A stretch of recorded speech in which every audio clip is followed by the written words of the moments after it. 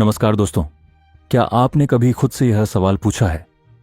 मुझे पता है कि मुझे बदलना है, लेकिन मैं बार बार वही गलतियां क्यों दोहराता हूं? आप कोशिश करते हैं अच्छा सोचने की, लेकिन दिमाग वही पुरानी उलझनों की तरफ खींच ले जाता है। आप चाहते हैं कि आप ज्यादा अनुशासित बने, लेकिन हर बार वही पुरानी आदतें आपको रोक लेती हैं और तब लगता है शायद मैं ही ऐसा हूं, शायद मैं कभी नहीं बदल सकता। लेकिन दोस्तों, आज मैं आपको एक सच्चाई बताना चाहता हूं। आपका दिमाग नहीं है। जी हां, जो विचार आपके मन में आते हैं वो सब आपके दिमाग की रचना हो सकते हैं, लेकिन उनका अर्थ यह नहीं कि वही आपकी पहचान है। जैसे मोबाइल फोन में अगर कोई गलत ऐप आ जाए तो वह धीमा हो जाता है, उसी तरह हमारे दिमाग में भी कुछ गलत सोचें, गलत आदतें और डर बैठ जाते हैं जो हमारी जिंदगी को प्रभावित करते हैं। लेकिन सोचिए, अगर मोबाइल से ऐप हटाया जा सकता है तो क्या हम अपने दिमाग से गलत सोचें नहीं हटा सकते? यही सिखाती है यह अद्भुत पुस्तक आप अपने मस्तिष्क नहीं हैं, जिसे लिखा है विश्व प्रसिद्ध न्यूरोसाइकोलॉजिस्ट डॉ. जेफरी श्वार्ट्ज और डॉ. रेबेका ग्लैडिंग ने। इस पुस्तक का संदेश बहुत सरल है। आपके विचार हमेशा सत्य नहीं होते। आपके पास यह चुनाव होता है कि आप उन्हें स्वीकार करें या नहीं। आप चाहें तो अपने मस्तिष्क को दोबारा प्रशिक्षित कर सकते हैं एक नए सकारात्मक जीवन के लिए। और इस ऑडियो बुक में मैं आपको एक ऐसे मानसिक सफर पर लेकर चलूंगा जिससे आप नकारात्मक सोच को तोड़ सकें, पुरानी बुरी आदतों से मुक्त हो सकें और अपने जीवन का नियंत्रण फिर से अपने हाथों में ले सकें। तो यदि आप चिंता और उलझनों से थक चुके हैं, बार बार टलने वाली आदतों से परेशान हैं, आत्मविश्वास की कमी महसूस करते हैं और जीवन में सचमुच एक नया अध्याय शुरू करना चाहते हैं, तो यह वीडियो केवल एक सारांश नहीं, यह आपके जीवन को बदलने की एक योजना है। चलिए अब आरंभ करते हैं इस पुस्तक का पहला भाग, जहां हम जानेंगे कि कैसे आप अपने मस्तिष्क को नए ढंग से ढाल सकते हैं और स्वयं को एक नई दिशा दे सकते हैं। अध्याय 1, स्वनिर्देशित न्यूरोप्लास्टिसिटी। हम में से अधिकतर लोग ये सोचते हैं कि हमारा दिमाग जैसे है वैसा ही रहेगा।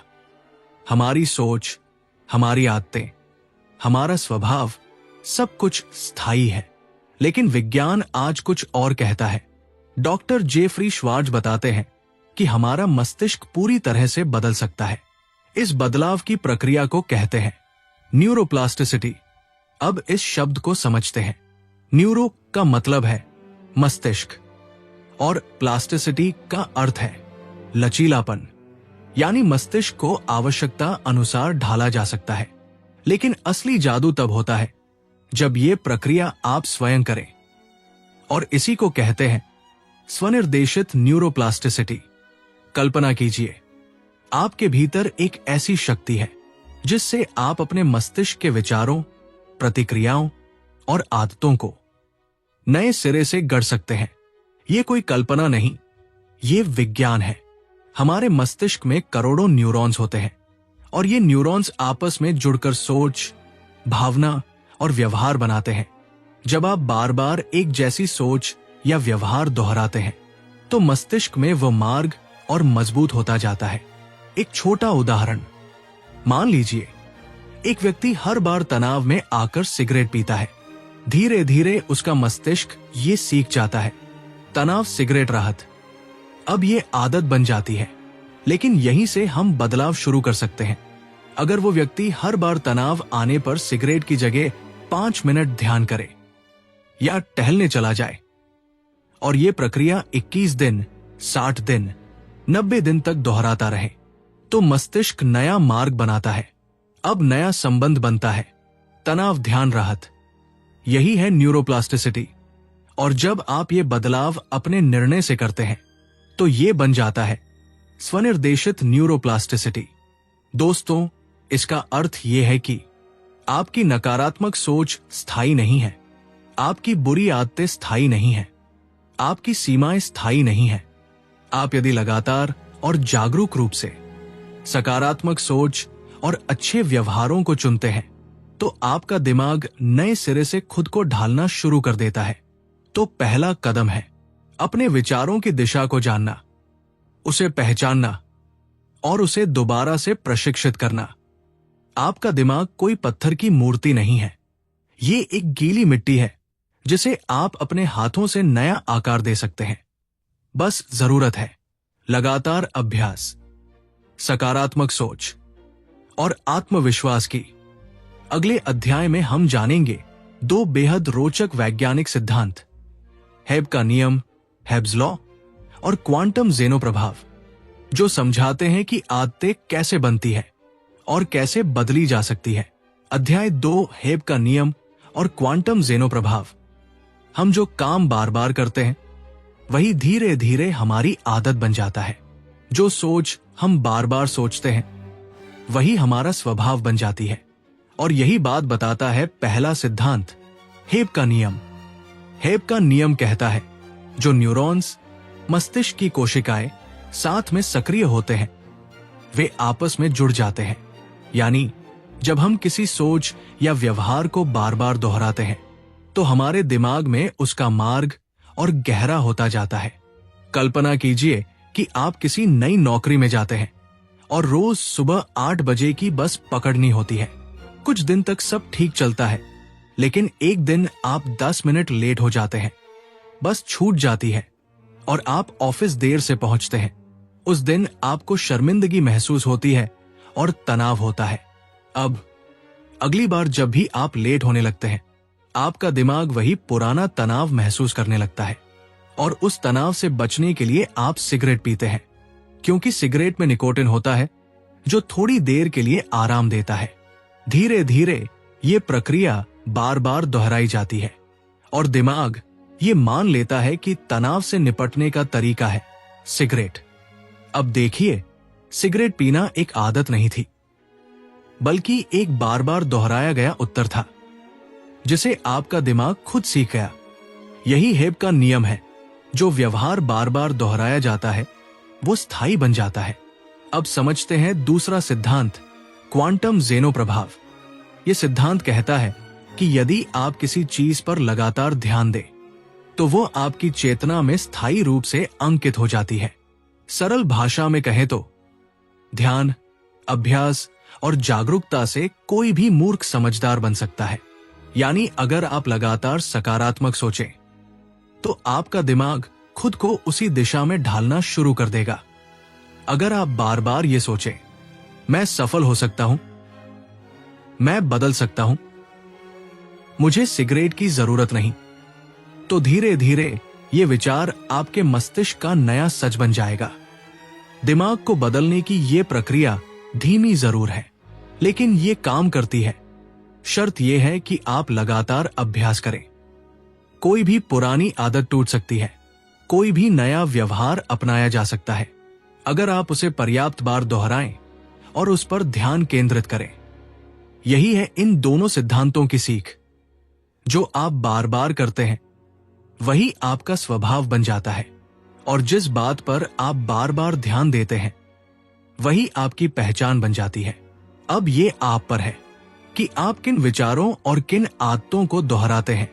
यदि आप बदलाव चाहते हैं तो आज से ही अपने विचारों और व्यवहार पर ध्यान देना शुरू करें, क्योंकि आपकी आज की सोच आपका आने वाला कल गढ़ रही है। बहुत अच्छा, अब हम बढ़ते हैं अध्याय 3 की ओर। ये अध्याय इस पुस्तक का सबसे व्यावहारिक और असरदार भाग है, जहां लेखक ने बताया है कि हम 4 सरल लेकिन शक्तिशाली कदमों से किसी भी बुरी आदत या नकारात्मक सोच को सकारात्मक आदत में बदल सकते हैं। अध्याय 3, बुरी आदतें छोड़ने के 4 चरण। अगर आप किसी बुरी आदत से परेशान हैं, जैसे बार बार चिंता करना, गुस्सा आना, टाल मटोल करना या कोई और व्यवहार जिसे आप छोड़ना चाहते हैं, तो ये अध्याय आपके लिए वरदान साबित हो सकता है। इस अध्याय में लेखक ने बताया है कि आदतों को बदलने के लिए 4 आसान लेकिन गहरे कदम अपनाने की जरूरत होती है। पहला चरण, विचारों के प्रति जागरूक बनिए। किसी भी बदलाव की शुरुआत वहीं से होती है जहां आप ये समझने लगते हैं कि आपके दिमाग में क्या चल रहा है। जागरूकता का मतलब है हर उस नकारात्मक सोच को पहचानना जो आपको पीछे खींचती है और हर उस सकारात्मक सोच को भी पहचानना जो आपको आगे बढ़ाती है। आप सुबह के समय सिर्फ 5 मिनट ध्यान करें और अपने मन में आने वाले विचारों को देखें। ना उन्हें दबाएं, ना भागें, सिर्फ पहचानें। जब आप ये अभ्यास नियमित रूप से करेंगे तो आप अपने सोचने के पैटर्न को समझने लगेंगे और वहीं से बदलाव की शुरुआत होती है। दूसरा चरण, विचारों को नाम दीजिए। अब जब आपने अपने विचारों को पहचान लिया तो अगला कदम है उन्हें नाम देना। आप अपने विचारों को 2 भागों में बांट सकते हैं, जरूरी और सहायक विचार जो आपको आगे बढ़ाते हैं, अनावश्यक और हानिकारक विचार जो सिर्फ परेशानी बढ़ाते हैं। उदाहरण के लिए, अगर आपके मन में आता है मैं कभी सफल नहीं हो सकता, तो आप इसे नाम दे सकते हैं नकारात्मक आत्मसंदेह। जब आप इन विचारों को पहचान कर नाम देते हैं तो आप उनसे थोड़ी दूरी बना लेते हैं और तब आपके पास उन्हें स्वीकारने या छोड़ने की ताकत होती है। तीसरा चरण, सकारात्मक गतिविधि की ओर ध्यान लगाइए। अब जब आपने विचारों को पहचान लिया और नाम दे दिया तो अगला कदम है अपने ध्यान को सकारात्मक दिशा में मोड़ना, क्योंकि ध्यान जहां जाता है वहां ऊर्जा बहती है और वही चीज बढ़ती है। अगर आप अपने नकारात्मक विचारों को हटाना चाहते हैं तो उन्हें सिर्फ दबाना नहीं है, बल्कि उन्हें किसी अच्छे कार्य से बदलना है। आप क्या कर सकते हैं? अच्छी किताबें पढ़िए, प्रेरणादायक लोगों की कहानियां सुनिए, ऐसा संगीत सुनिए जो आपको शांत करे, ऐसे लोगों के साथ समय बिताइए जो सकारात्मक ऊर्जा देते हों। धीरे धीरे आपका मन उस ओर आकर्षित होने लगेगा जो आपको मानसिक रूप से स्वस्थ बनाता है। चौथा चरण, विश्वास और निरंतर अभ्यास के साथ कार्रवाई कीजिए। अब अंतिम और सबसे महत्वपूर्ण कदम, आत्मविश्वास और लगातार अभ्यास। कई बार हम सोचते हैं कि कुछ दिन अच्छा व्यवहार करने से सब बदल जाएगा, लेकिन ऐसा नहीं होता। परिवर्तन एक प्रक्रिया है जिसमें समय, धैर्य और भरोसा चाहिए। आपको रोज खुद से कहना होगा, मैं ये कर सकता हूं, मैं बदल रहा हूं, मैं अपनी सोच का मालिक हूं, गुलाम नहीं। और हर दिन कुछ छोटा सा सकारात्मक कदम उठाना होगा, चाहे वो 5 मिनट का ध्यान हो या एक नकारात्मक सोच को पहचान कर उसे सकारात्मक से बदलना। यही निरंतर अभ्यास धीरे धीरे एक नई आदत में बदल जाता है और वही नई आदत आपकी नई पहचान बन जाती है। ये थे 4 चरण जिन्हें अपनाकर आप किसी भी बुरी आदत को छोड़ सकते हैं। विचारों के प्रति जागरूक बनिए, उन्हें नाम दीजिए, ध्यान को सकारात्मक दिशा में लगाइए, आत्मविश्वास और निरंतरता के साथ कार्रवाई कीजिए। यदि आप सिर्फ इन 4 तरीकों को जीवन में उतार लें तो आपके विचार, आदतें और पूरा जीवन बदल सकता है। बहुत बढ़िया। अब हम बढ़ते हैं अध्याय 4 की ओर, जहां हम समझेंगे कि हमारी पहचान हमारे विचार नहीं होते। हम जो सोचते हैं वो जरूरी नहीं कि वही हम हैं। अध्याय 4, आप अपने दिमाग नहीं हैं, आप खुद हैं। कई बार हमारे दिमाग में ऐसे विचार आते हैं जिन्हें हम सोचना नहीं चाहते, फिर भी वो बार बार आते हैं। नकारात्मक सोच, डर, शर्म, असफलता का बोध। और फिर हम इन विचारों से जुड़ जाते हैं, मानो यही हमारी सच्चाई हो। हम सोचते हैं, मैं कमजोर हूं, मैं किसी लायक नहीं हूं, मुझसे नहीं होगा। लेकिन लेखक कहते हैं, आपके विचार आपकी सच्चाई नहीं होते, वो सिर्फ दिमाग द्वारा पैदा की गई आवाजें होती हैं। अब सोचिए, अगर आपका दिमाग बार बार कहे कि आप असफल हैं, तो क्या सचमुच आप असफल हो जाते हैं? नहीं। असल में विचार एक ट्रेन की तरह होते हैं। हर स्टेशन पर एक नया विचार आता है।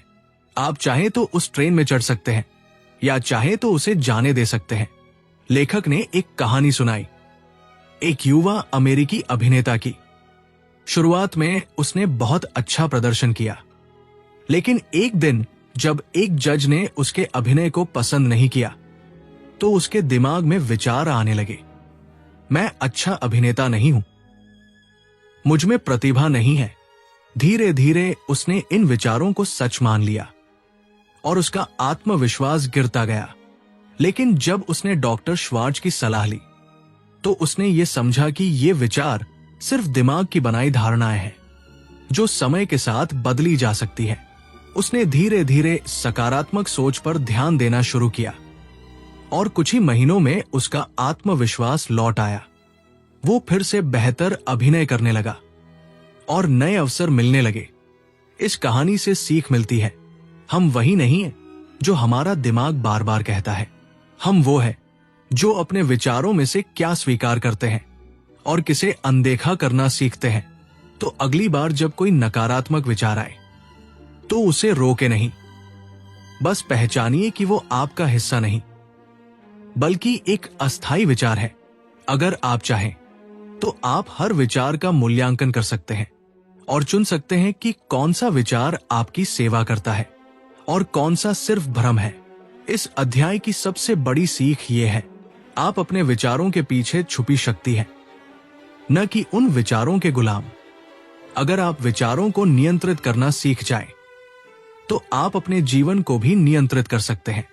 अब हम आते हैं अध्याय 5 की ओर।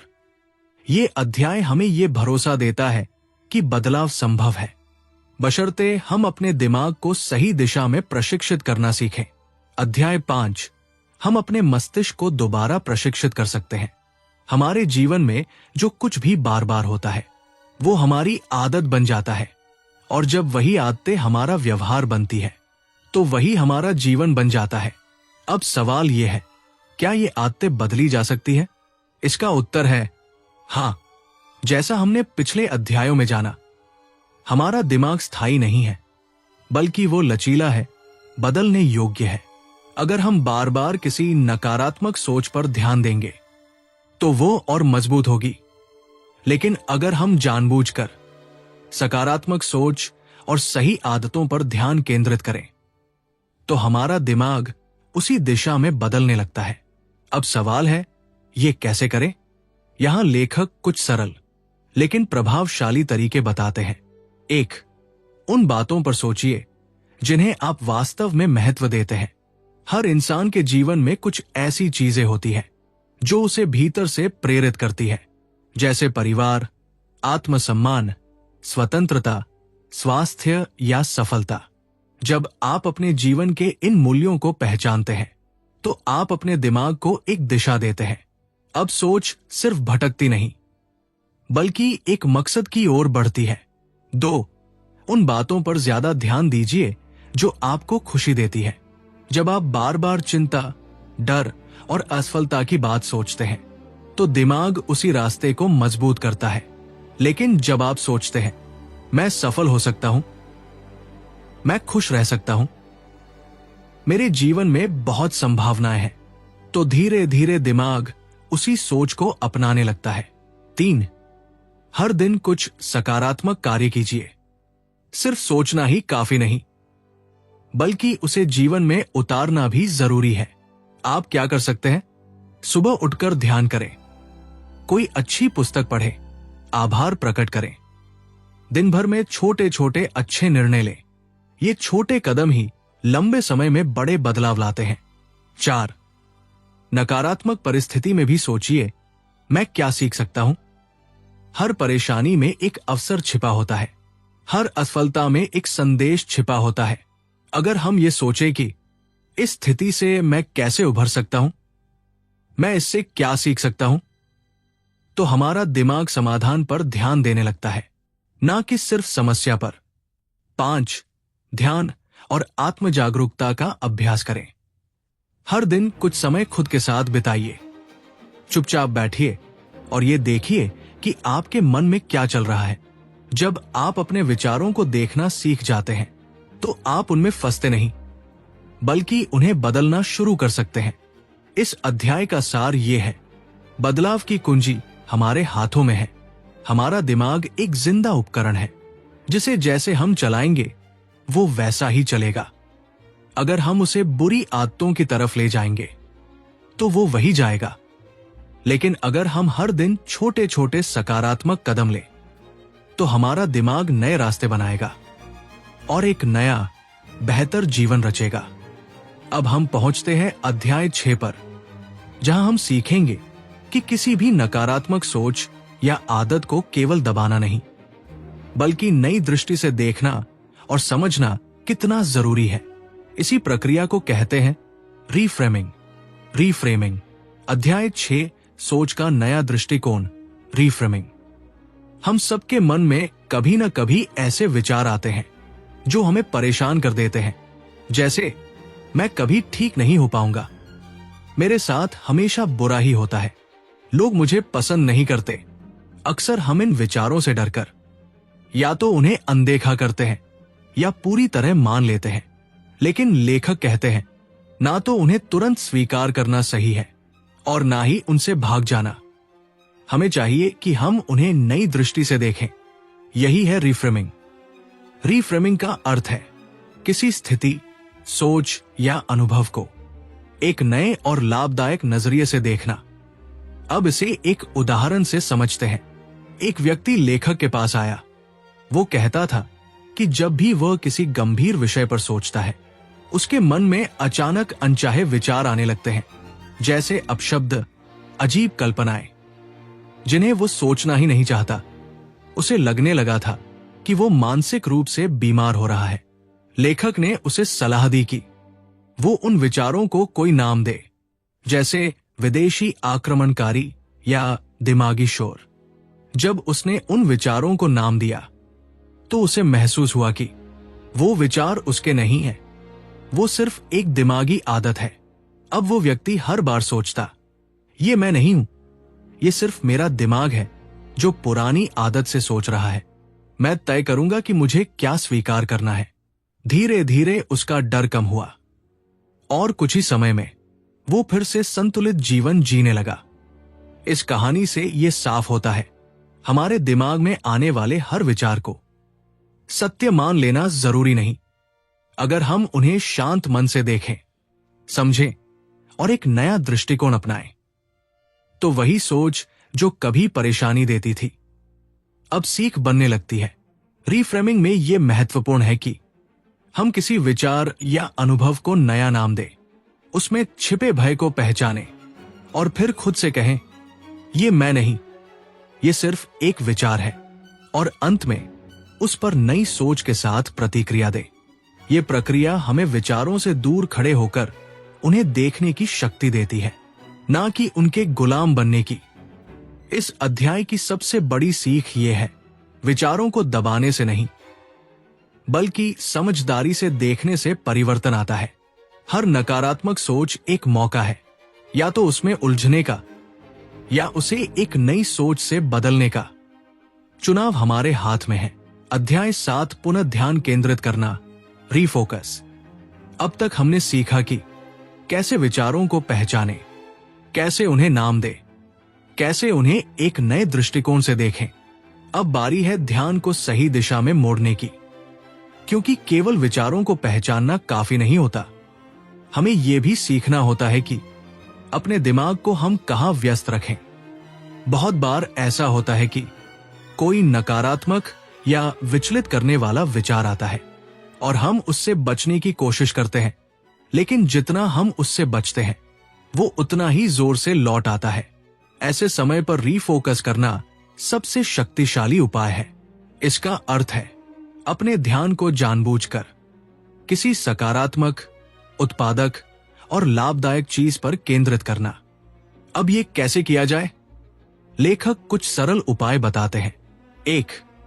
एक सकारात्मक सूची बनाएं। ऐसी बातों की एक सूची तैयार कीजिए।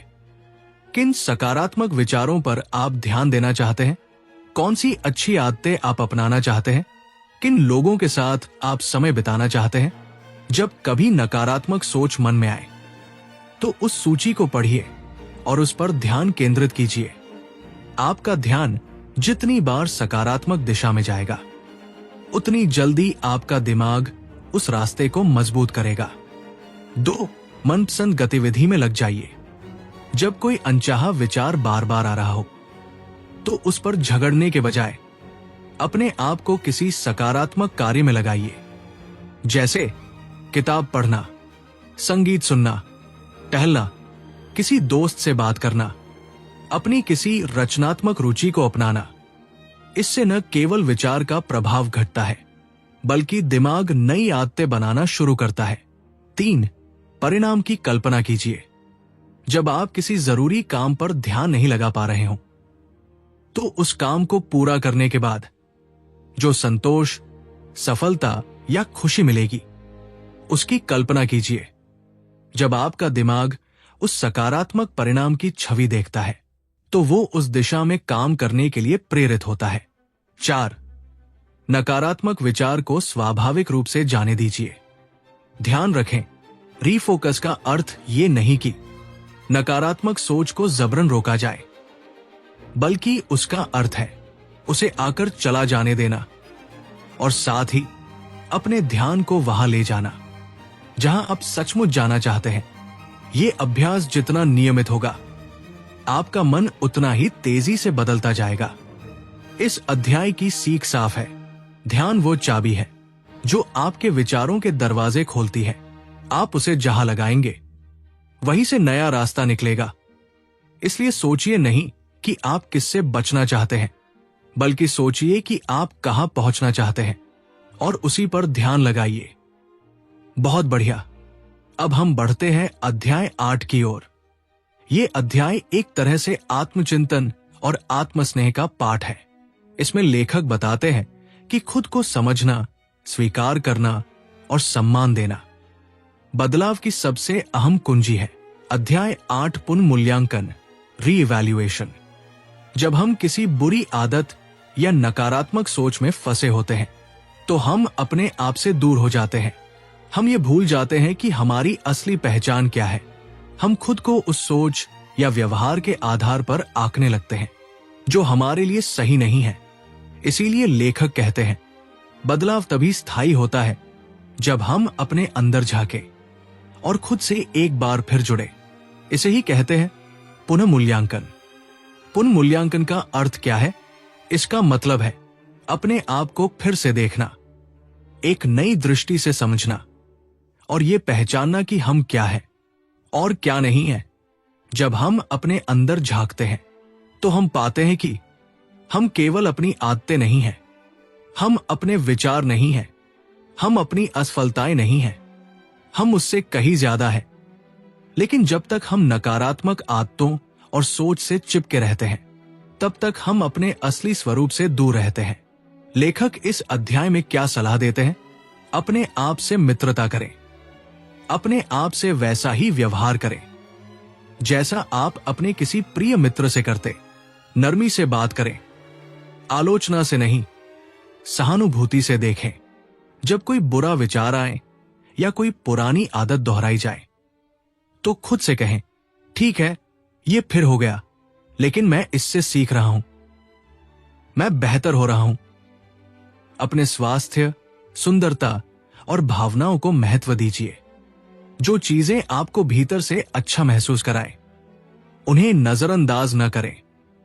अच्छा खाना, आराम, कला, ध्यान, ये सब आपको फिर से खुद से जोड़ते हैं। ये पूछिए, क्या मैं खुद के साथ ईमानदार और दयालु हूं? हर रात सोने से पहले कुछ क्षण अपने साथ बिताइए। पूछिए, मैंने आज खुद के लिए क्या अच्छा किया? क्या मैंने अपने मन को समझा या केवल दबाया? क्या मैं खुद को वही व्यक्ति बनने दे रहा हूं जो मैं बन सकता हूं? यह अभ्यास क्यों जरूरी है? क्योंकि जब तक हम खुद को समझना और अपनाना नहीं सीखते, तब तक हम दूसरों की राय, डर या पुरानी आदतों से नियंत्रित रहते हैं। पुनः मूल्यांकन हमें वो ताकत देता है जिससे हम अपने मन और विचारों के बीच संतुलन बना सकें। इस अध्याय की सबसे गहरी सीख ये है, अगर आप खुद से प्यार करना सीख जाएं, तो बुरी आदतें खुद दूर होने लगती हैं। आप जो सोचते हैं उससे कहीं ज्यादा महत्वपूर्ण है आप खुद को कैसे देखते हैं।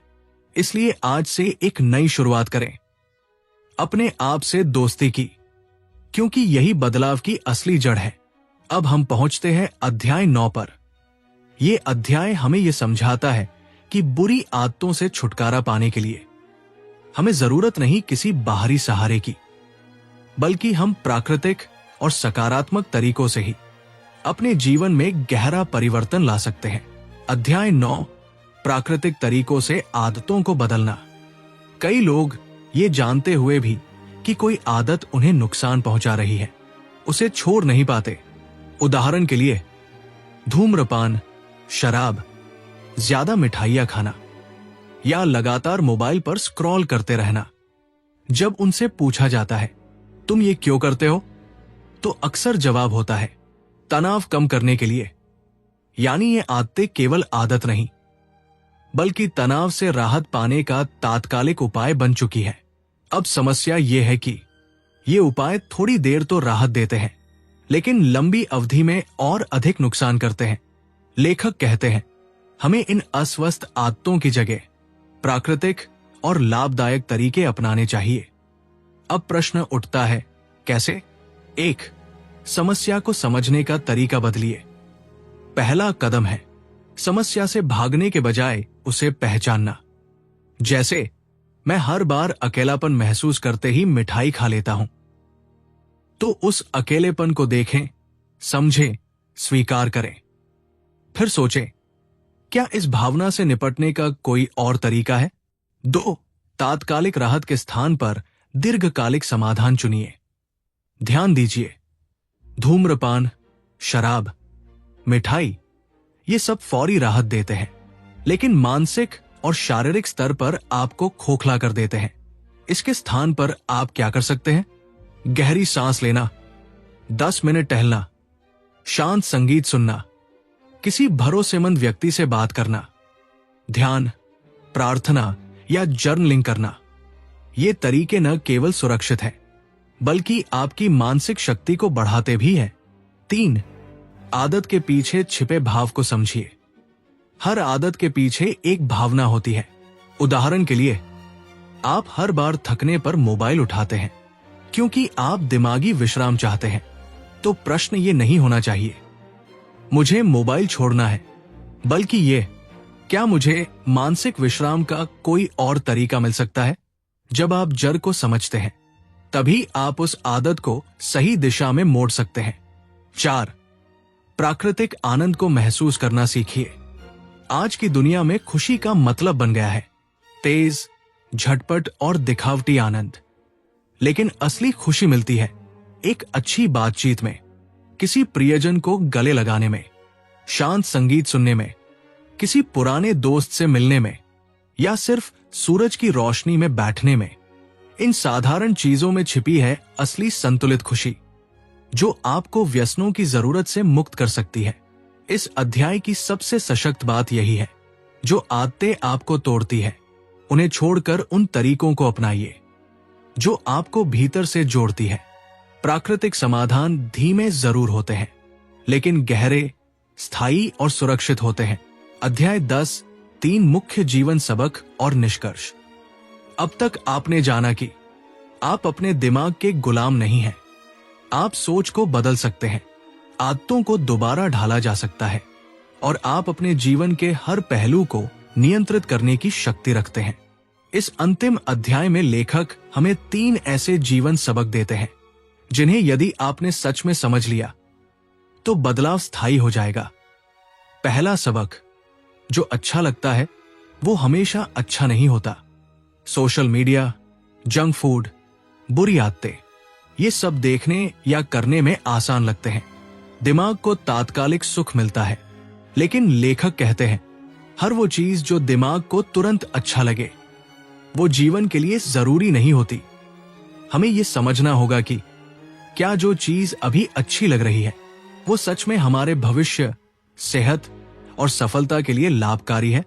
यदि नहीं, तो हमें वो शक्ति विकसित करनी होगी कि हम उसे अस्वीकार कर सकें, चाहे वो पल भर की खुशी ही क्यों न दे।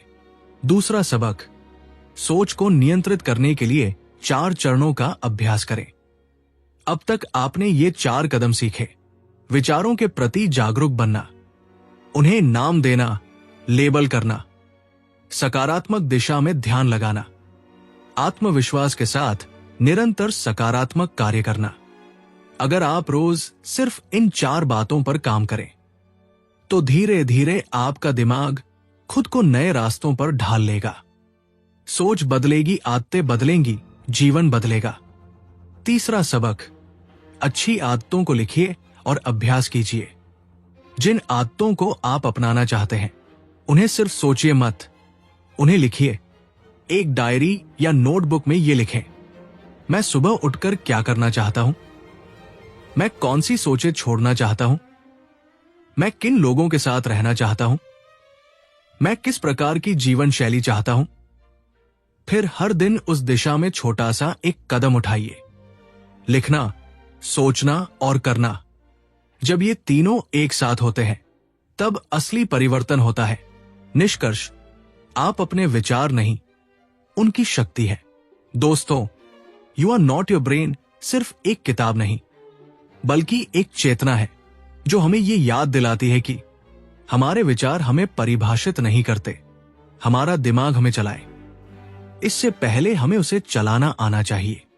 हम हर दिन, हर क्षण एक नई शुरुआत कर सकते हैं। आपके भीतर वो शक्ति है जो आपके जीवन की दिशा बदल सकती है। अब ये आप पर है कि आप इस ज्ञान को केवल सुनकर छोड़ देते हैं या इसे अपनाकर एक नया जीवन बनाते हैं। तो चलिए आज से शुरुआत करते हैं, छोटे छोटे कदमों के साथ। एक नया सोच, एक नया अभ्यास और एक नया मैं। क्योंकि आप अपने दिमाग नहीं हैं, आप वो हैं जो अपने जीवन को हर दिन नया आकार दे सकते हैं। अगर आपको इस वीडियो से कुछ भी सीखने को मिला हो, लाइक कीजिए, कमेंट करके बताइए कि सबसे ज्यादा असर कहां पड़ा, और सब्सक्राइब करना ना भूलिए, क्योंकि हम हर हफ्ते लाते हैं एक नई किताब का सार हिंदी में, आपके लिए, आपके विकास के लिए। सीखते रहिए, करते रहिए और बढ़ते रहिए।